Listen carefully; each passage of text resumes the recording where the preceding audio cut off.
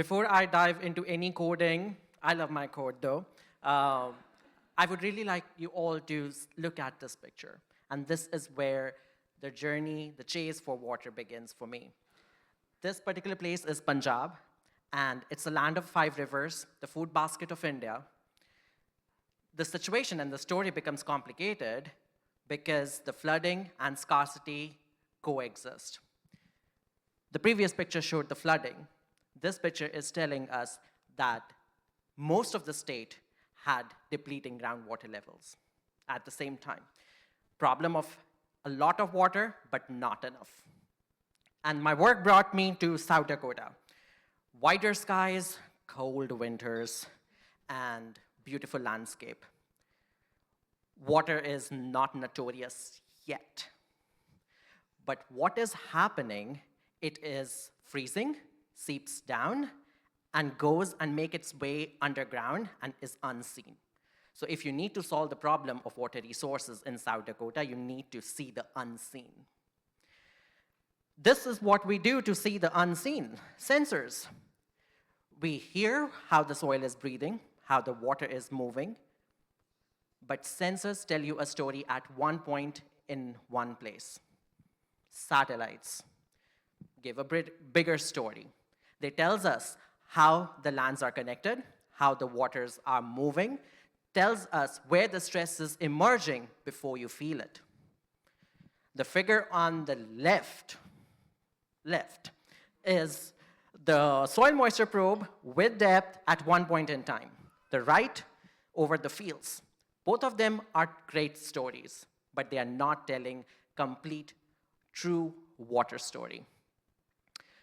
Here, don't go into the lines, fancy graph, but what is important? Rain matters a lot, but important is management, is equally important if it is placed at the right time. This green ribbon that you are seeing is where the plant is thriving. Anything below, anything above, plants dies. The drainage system is helping to keep the plants within that green zone. South Dakota, beef lovers, we produce a lot of beef, but at a trade-off. These cattle go to the rivers, and what happens? We get bacteria. And what happens when we allow nature to heal by itself?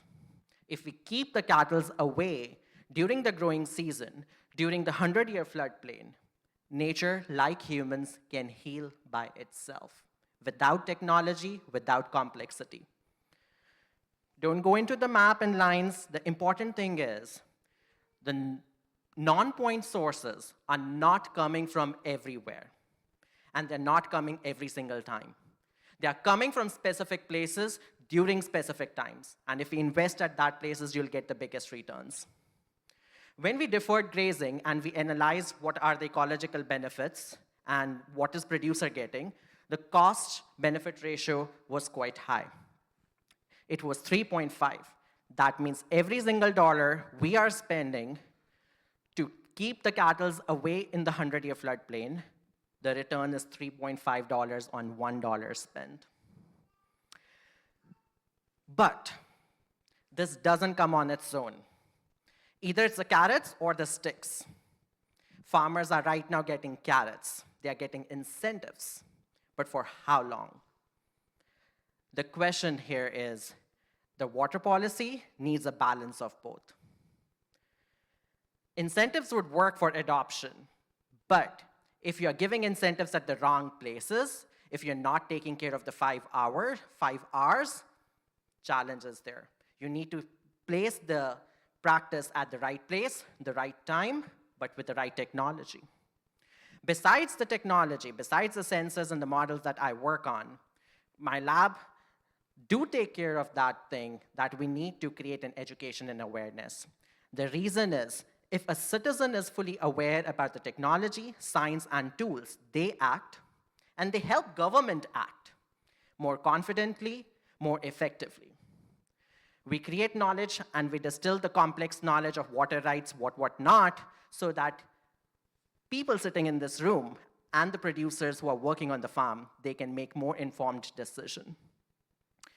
Next generation, we make the hands-on spaces for them so that they can test, they can play around the questions, because tomorrow's water problems is solved by today's curiosity.